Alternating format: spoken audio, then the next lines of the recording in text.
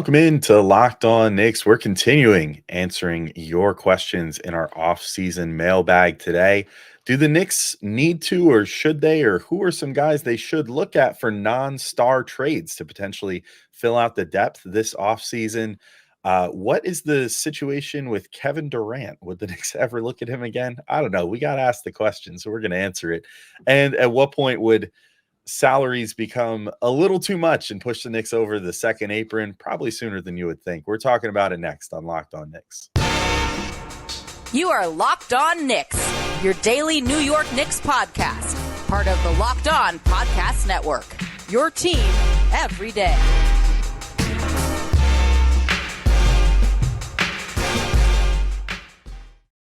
All right, welcome in to Locked On Knicks. Today's episode is brought to you by FanDuel. Make every moment more. Right now, new customers get $200 in bonus bets with any winning $5 bet. That's $200 in bonus bets with any winning $5 bet. Visit FanDuel.com/LockedOn to get started. And I want to thank you guys for making Locked On Knicks your first listen today and every day. Whether you're checking us out on your favorite podcast platform or taking in the sights and sounds on YouTube, we appreciate you making us a part of your daily routine. Make sure you hit that auto download function on your favorite podcast app or the notification bell on YouTube so you never miss an episode. I'm Alex Wolfe. I'm editor-in-chief at Knicks site The Strickland, that you can find at thestrick.land. He's Gavin Schall, your favorite play-by-play broadcaster's favorite play-by-play broadcaster. And we've been asked some questions by our favorite commenters and fans of the show on Twitter and YouTube, because we put out a solicitation for mailbag questions like probably about a week ago now, week and a half maybe. We've just been getting through all of them as we can, because whatever, it's the unlimited off season right now. There's nothing going on, so may as well answer every single one of your guys' questions. If any of you still have questions, like, feel free to tweet them right at us at Locked On Knicks. Feel free to comment on YouTube, and just let us know if you have any questions you still want us to answer, because again, it's the off season and news is sparse right now. So this helps us out a lot. It gives us something interesting to talk about. And we know what you want to talk about then. So let's get into our first question. This comes from Bugsy Sig on Twitter at Bugsy Sig. Maybe in the same vein, but this was in response to someone else's question, I think, but Bugsy want to know, but who are your under the radar trade targets to strengthen the bench as opposed to any quote star trade? So Gavin, I'll throw that to you first. I mean, I guess the first thing is, like, do the Knicks need to make that sort of deal? Yeah, so that was, and I love Bugsy. Bugsy always asks really good questions, and I'd be curious to hear their rebuttal to this on Twitter. Bugsy, if you want to throw us a response, we could talk it through. Maybe even on an episode. But I question the premise of the question, because I don't think the Knicks have room to add anyone right now. In yesterday's episode, we broke down our perfect offseason. If things go right for the Knicks, they should probably not be adding anyone to the bench. So let's break this down, right? Assuming they bring everyone back, they don't bring Rokas over, and I'm not even taking into account the scenario like we were talking about in the last pod, them potentially trading up in the draft and getting someone like a Devin Carter or a Jacoby Walter, like someone who is legitimately good enough to play NBA rotation minutes right away. In that scenario, like I'm not even going to go there, because it doesn't totally feel realistic that the Knicks could start this season with a rookie playing minutes. And I know you were kind of getting to the idea that they could play Rokas and Deuce together. Like, I'm having trouble even figuring out like where you find that for that. So just with the guys that were here last year, here's my like sample rotation. I have Jalen Brunson getting 36 minutes as a point guard. Deuce McBride only playing 12 minutes, which sucks because he's proven himself to be someone who can be a positive player, playing 25 minutes a game in the playoffs. Like, generally, that's a guy who will play 30 minutes in the regular season. Because of the Knicks' depth, I only have Deuce at 12 minutes already. Two guard, I have Dante playing 30 minutes. I have Josh Hart playing a combined 28 minutes between the small forward and the shooting guard spot. I have OG Anunoby playing 33 minutes. That feels like, for how valuable he is low, how injury prone he is, like probably the right amount in the regular season. I have Bojan Bogdanovic, again, like a guy who was putting up an efficient 20 points per game in the NBA last year at only 14 minutes. I have Julius Randle at 35 minutes, Isaiah Hartenstein at 27, Mitchell Robinson at 21. Like, I say all that to say, like, that is all you get. That is 240 minutes. And it is with Deuce playing less minutes than he should. Hart probably playing less minutes than he should on anything less than a title contender. Dante, less minutes. Like, I'll spare you. It's everyone but the big three, Alex, playing less minutes than they should on anything less than a true blue NBA title contender. And that's not taking into account that they might bring Precious back. no Rokas. So what am I missing here? Where do they have room to bring in another dude who could play minutes off the bench? Or like when he says strengthen, maybe he means turning one of these guys away into someone else. I just find it hard to find the right deal because all these guys are really good players. Yeah, I'm with you. Like, I think if the Knicks just run it back, I mean, we talked about it a million times. I mean, the team that they would be running it back with, hadn't even made the Bojan and Burks move yet and was 14-2 in January. And no Mitchell Robinson that whole stretch. And no Mitchell Robinson. Yeah, and looked like one of the best teams in the NBA with that crew. So, you wouldn't fault the Knicks if they were just like, you know what, let's try that again and just hope that the luck goes a little better our way. Let's hope that Julius Randle doesn't get undercut and separates his shoulder, and that OG Anunoby doesn't have a bone spur in his elbow, and that the wheels don't totally fall off in the playoffs because, all these guys just aren't available. But I think if I was going to look at the rotation that you laid out and point to one person that I would say that might be the guy that they look to upgrade the spot, it would be Bojan Bogdanovic. Like, I think that he was already on shaky footing to begin with. It took him a while to earn Tibbs's trust. And I think, ironically, he finally had right as he got hurt and, got knocked out for the playoffs. But like the end of the regular season and then throughout the beginning of the playoffs and, as we got further into that Philly series, like you started to see like, okay, they have an idea of what they want from him. They want him to come in. They know that they're going to lose the minutes on defense, but he can at least keep the offense afloat a bit during that time and, give them another shot creator that they desperately need with that second unit. And that's good enough for all the non-Brunson minutes, as long as he can do that. And even some of the Brunson minutes, it was nice to have him out there just to kind of give, a little relief to Brunson that way. But, looking at the rotation, like if you're looking to replace that 15 or so minutes per game, I think he's the guy to do it with. And also the salary chunk to presumably make any deal with. I've got a couple names in mind that I'll throw out there in a second, but I'll let you rebut that first. But I think there's also some ways that you can do it where in an increasingly salary conscious environment that the Knicks are going to be in, you could potentially turn Bojan's $19 million number into a lower salary number this offseason for a different player that you get maybe even more production out of. So pay a little bit to lower that salary commitment and maybe keep someone for longer years and, have a better player available to you, all for the price of like one of your first round picks or something. I think that might be on the table too. But yeah, I think Bojan is the main guy where I'm just like, you're better than an Evan Fournier or something. And I would love to see you play if you're still on the team, but ultimately you're pretty replaceable and probably here just as cannon fodder for a trade at some point.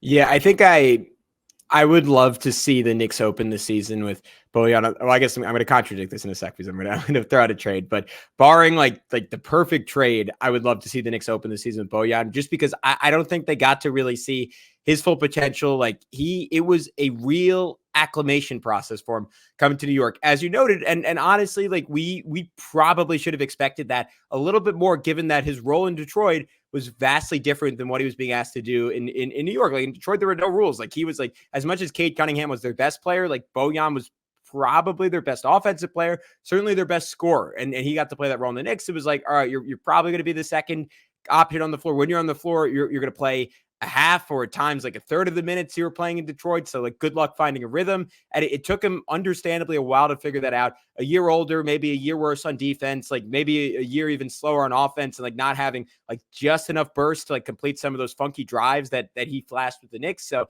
I hear you. There is an argument for it, but I just love the idea of him getting to play with OG Anunoby, which I don't know what the final number was. It could not have been more than 45 minutes that they shared the floor last season. I think there is a lot of potential there with those two playing together. Anunoby single-handedly locking down the defense. And I think the shooting that those two could provide for a bench unit to prop up a Deuce McBride, or in the minutes where Jalen Brunson is out there, like I think that could be really, really potent. We saw Bojan pair with Donovan Mitchell back in the day, and they had an elite defensive anchor in Rudy Gobert.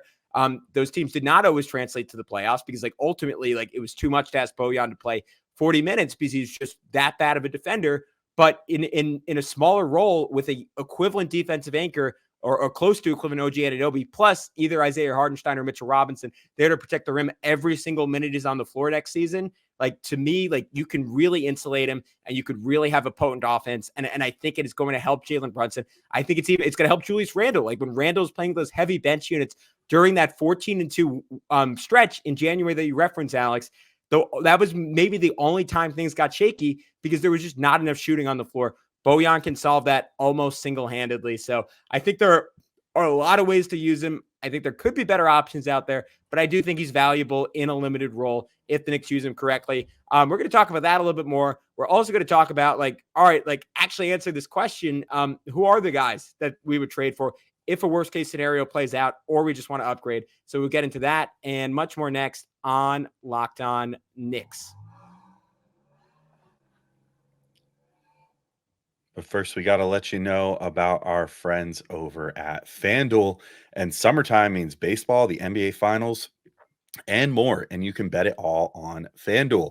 Right now, new customers get $200 in bonus bets with any winning $5 bet.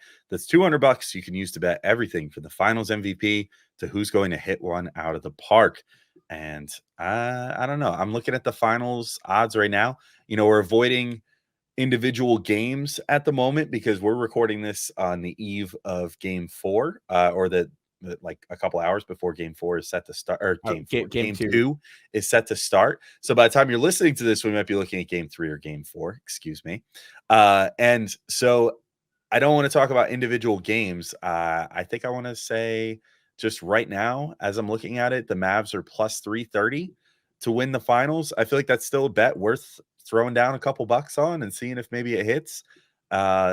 You know, maybe by the time that you're listening to this, you'll be like, oh yeah, absolutely, that's a good idea because they're tied 1-1 or something like that, because they've been very good in game 2 so far this postseason. So we'll see how that all goes. But either way, no matter what you want to do, visit FanDuel.com/lockedon and add a big win to your summer bucket list. FanDuel, America's #1 sportsbook.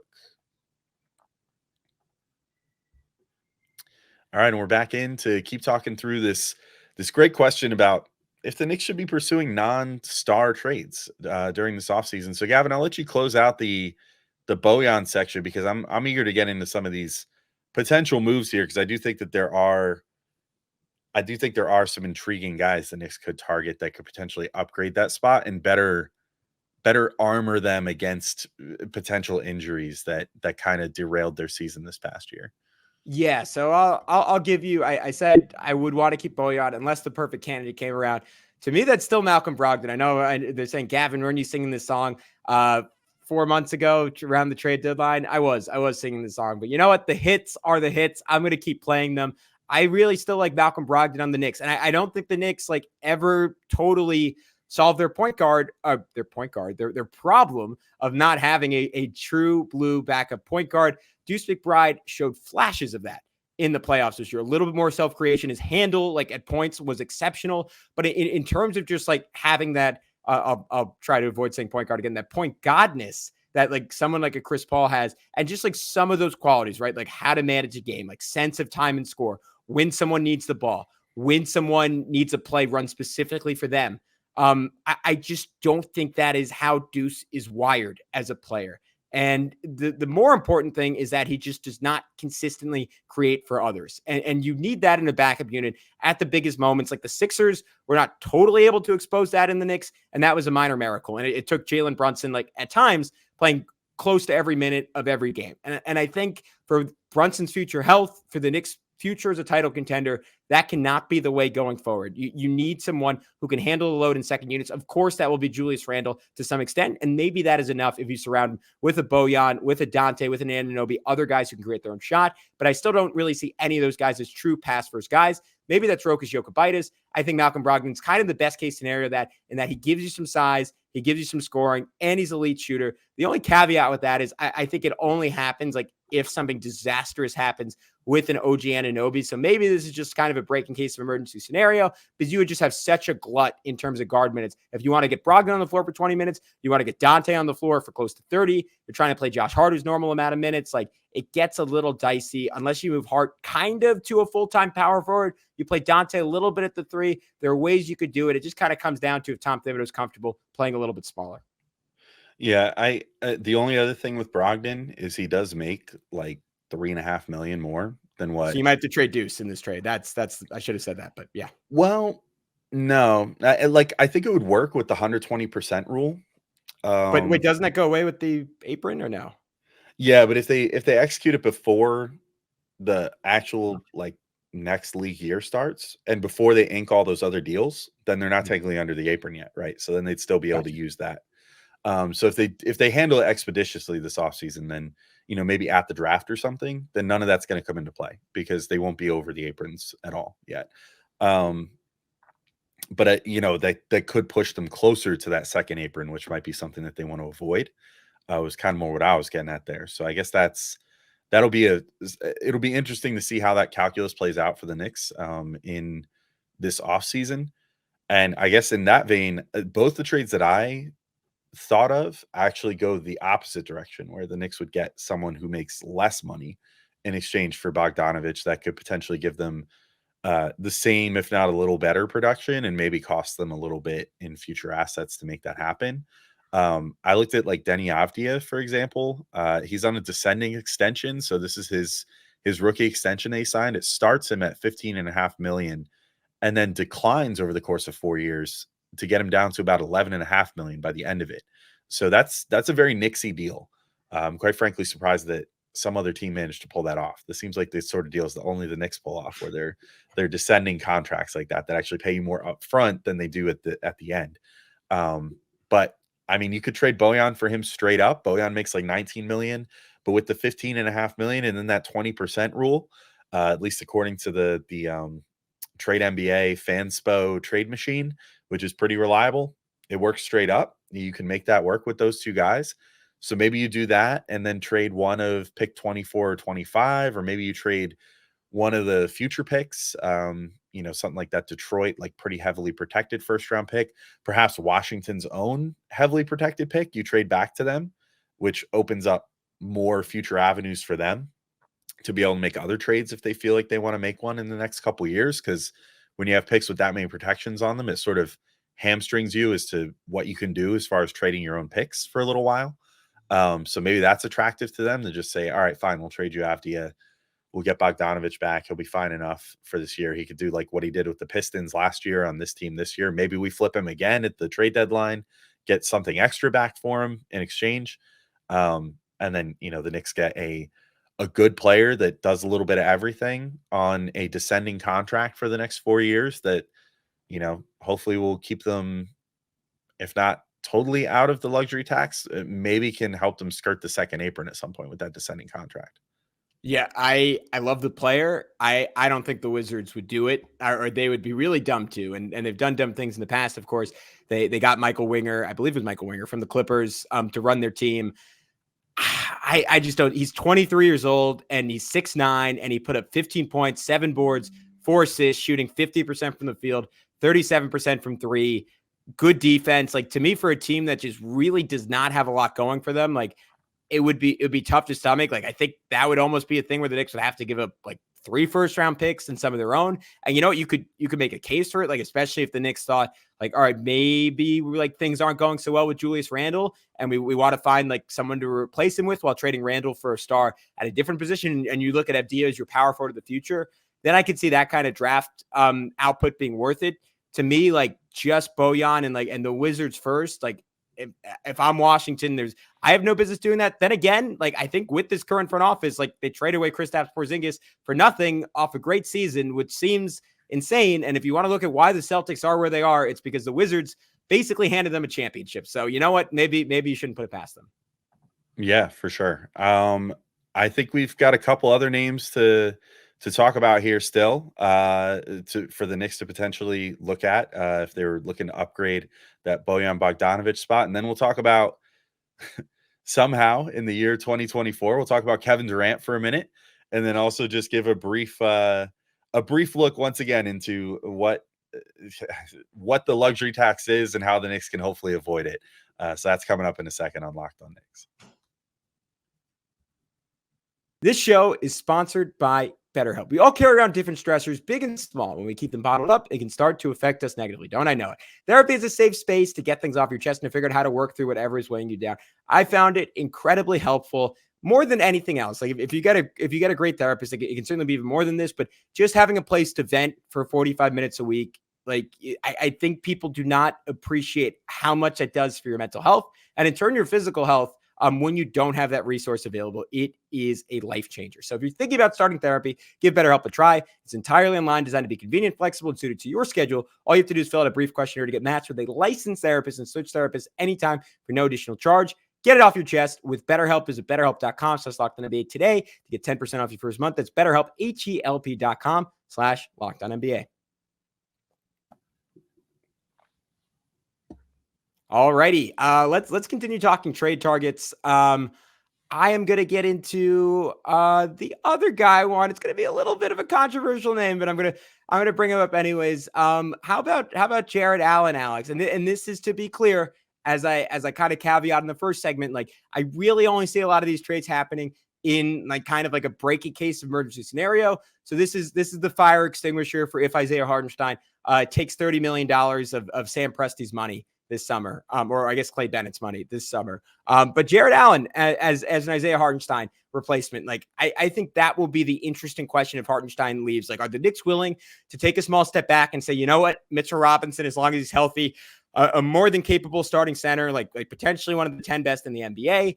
Precious Achiuwa, more than capable backup, and showed he can give you decent minutes in the playoffs. Like, we're going to roll with those guys. We are just fine. Or are they going to say, like, hey, if we want to hit the ceiling of what last season's team was, which we both think dark horse NBA title contender, we actually like maybe even want to upgrade a little bit on Isaiah Hartenstein. And reasonable minds can debate if Jared Allen would constitute that and if he'd be worth the output I have here, which is Bojan Bogdanovic, a 2024 Knicks first round pick, probably the 24th pick, and a top 5 protected 2026 first. So while all that's contingent on Hartenstein leaving, here's the case for it. The Cavs, I feel like they're clearly transitioning. They're ready to move on for the double big setup of Mobley and Jared Allen. It would be wise for them to allocate the resources somewhere else and just kind of play Mobley as a true center. For the Knicks, it would give them a more dynamic pick and roll threat. And as the Knicks continue to build out their shooting infrastructure and Jalen Brunson continues to get better in the pick and roll game, which he showed real flashes that could be a super effective tool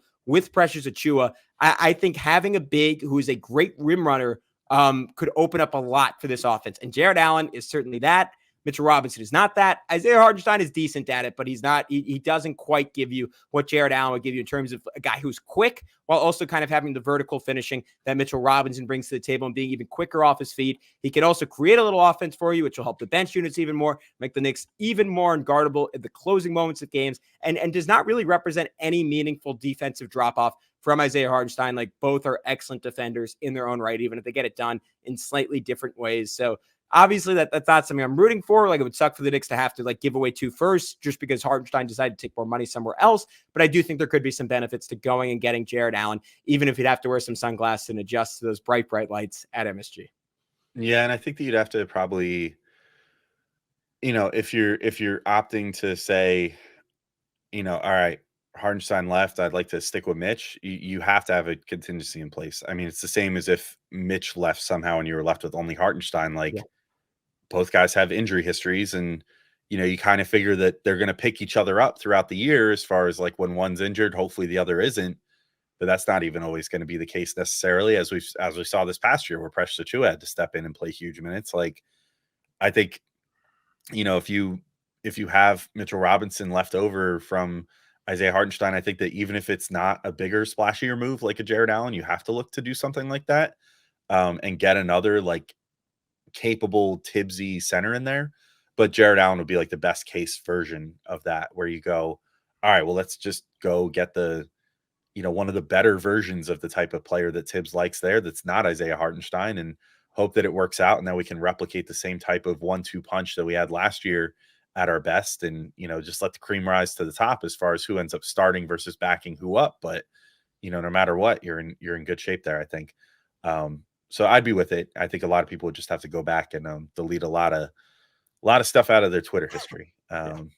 From the Jared Allen Nets days, especially, and then the Cleveland days too. Actually, yeah, Jared Allen's never not been in a place where he's been hated by Knicks fans. So, but I'll throw out my last potential trade out there that would constitute like a non-superstar trade that I think could be beneficial for the Knicks, and that would be if the Bulls. There's some smoke that DeMar DeRozan might be looking to leave there, and if that ends up happening, I would hope that they take enough introspection to realize maybe now's the time to start recouping a little bit of the assets that we put into this core that really didn't work out. Maybe they don't do that, but if they decided that they wanted to, I think the Knicks could be an interesting fit for them. I think you could do something like Bojan Bogdanovic, give them one of the picks of 24 or 25. Truly doesn't really matter. I mean, let's just say for all intents and purposes 24, and then maybe one of those very protected Detroit or Washington picks.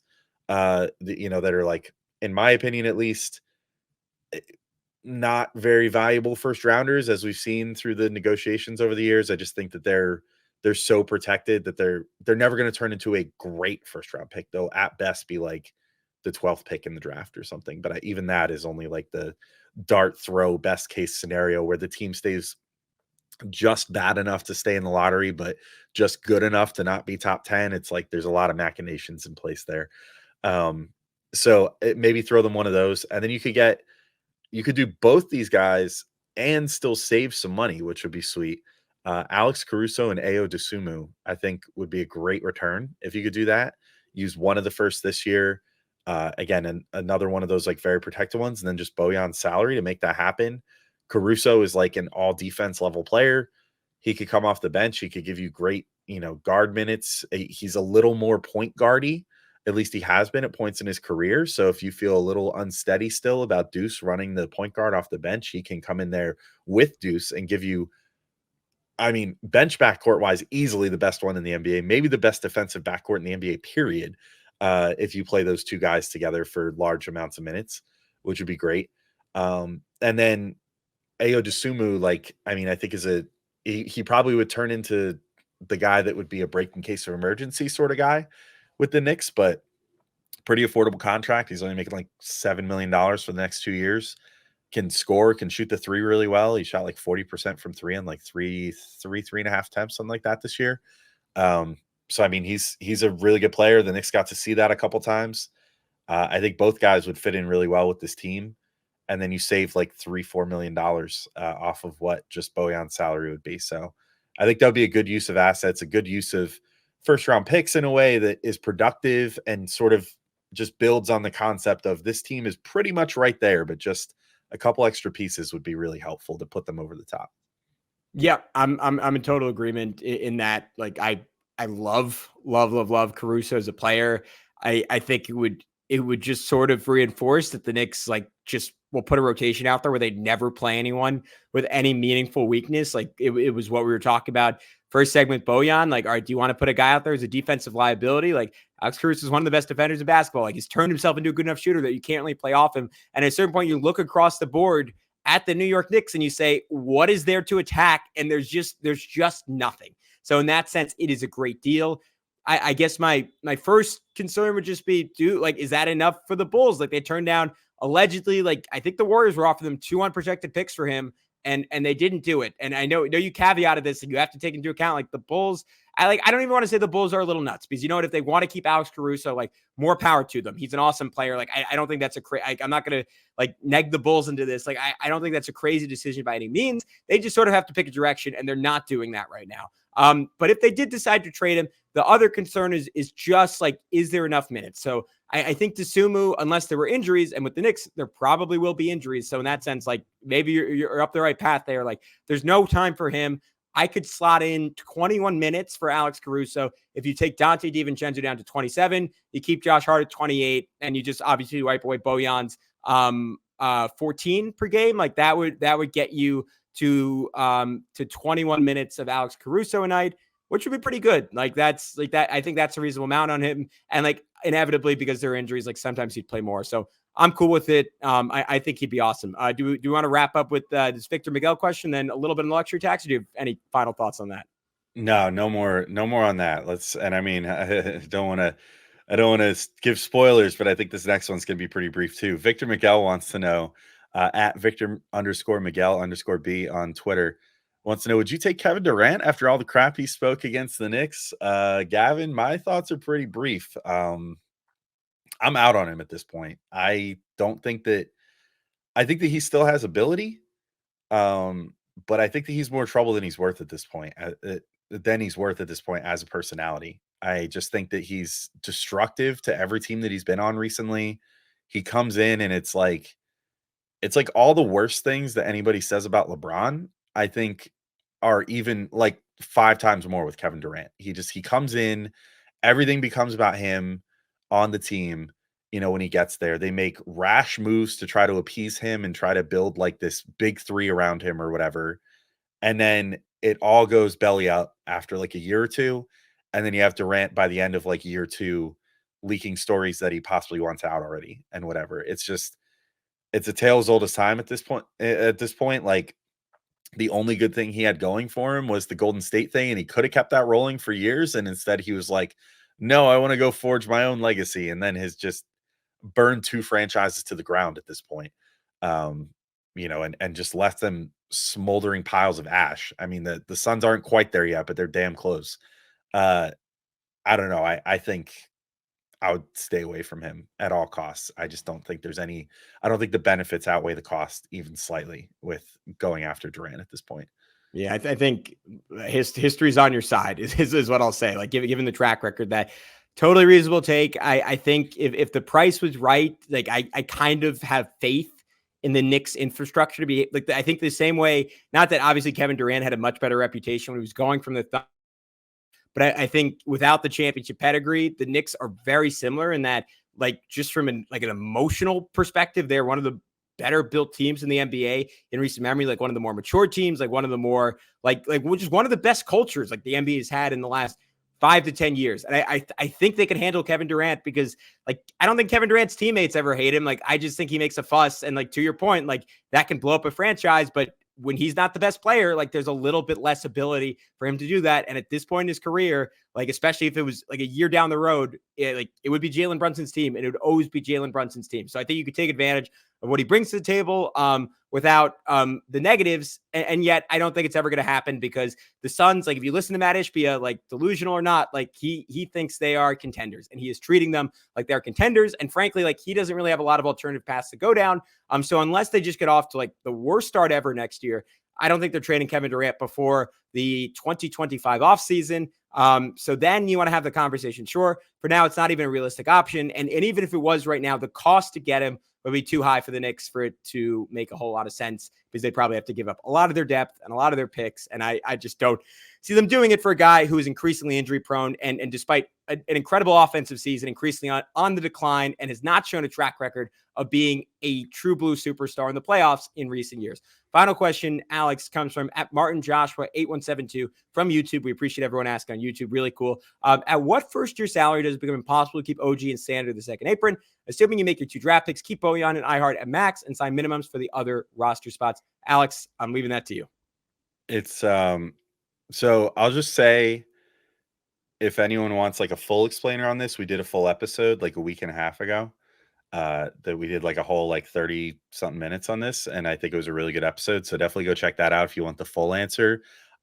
For that reason, I'll just give the brief answer here, maybe wet your palate a little bit. So the tax line this past year was 165 million just to enter the luxury tax. Then it was 172 million for the first apron and 182 million for the second apron. So the cap is going up from 136 million to roughly 141 million. So Jake Fisher in a recent article had estimated that the second apron will come in at 190 million. So if we operate with that as the number there, pretty much, I mean, so Isaiah Hartenstein's deal, if he signs the maximum that he can with the Knicks, would start at about 16.2 million. I'm trying to remember because I went down. He said, keep Bojan and iHeart make 2 draft picks and sign minimums. So this means no keeping Precious in this scenario. So that's some savings. The draft picks would make like, I think like 2 million each or something like that. You had 145 million already guaranteed this year if you guaranteed Bojan Bogdanovic's contract. If OG signs a deal that averages to 35 million annually, his first year would probably be about 31 million before you get into the raises. So I think that, I mean, that's pretty much it. Like, I think right about there is where they're going to hit that second apron. Because if you just look at like 145 million, okay, so then you add the 16.2, that's 161 roughly. Then you add those two first round draft picks, and then the minimum contracts are all like a 1.5 to 2 million each, depending on years of service for the player. So then you're looking at like, I mean, it probably 170 something. Let's just say like 172 for all intents and purposes or whatever. Then no matter what you sign OG to, anything that he would accept is going to put you in the second apron, basically. I think that's the assumption the Knicks need to operate under. And I almost wonder, and I've outlined this a couple times in the last couple episodes, but I wonder if maybe the right move for them at this point is to start looking into like load up as much as possible this season, get into the second apron, say we're comfortable with the team that we have for this season coming up, but make all their contracts front loaded as much as possible. So that way they decrease in value over time. So that way you run into this intersecting line where as the cap continues to go up, hopefully your contracts go down, and then eventually they pass each other in the night again, and you become not a second apron team, and maybe even not a first apron team if you really luck out with the 10% increases in the cap year over year. So I can't wait to see what the Knicks strategy is as a guy who's kind of nerdy about this stuff, clearly, with the amount that I talk about it. But yeah, I guess time will tell as far as that goes. I just hope people are tuned in on YouTube to watch you do graphs with your arm. I mean, it's next level podcasting right there. It is, but, visual aids. That's where it's at. That's why people love YouTube. It's not our faces, certainly. It's definitely the visual aids. So. No, it's the arm graphs. All right, he's Alex. I'm Gavin. Again, please submit more mailbag questions, whatever you want. We will always answer them. We'll always work them in. But tomorrow, it is Julius Randle time. We're going to go in depth on him, his contract extension, and what happens if it doesn't get signed. Dun, dun, dun. And that is it for today's Locked On Knicks.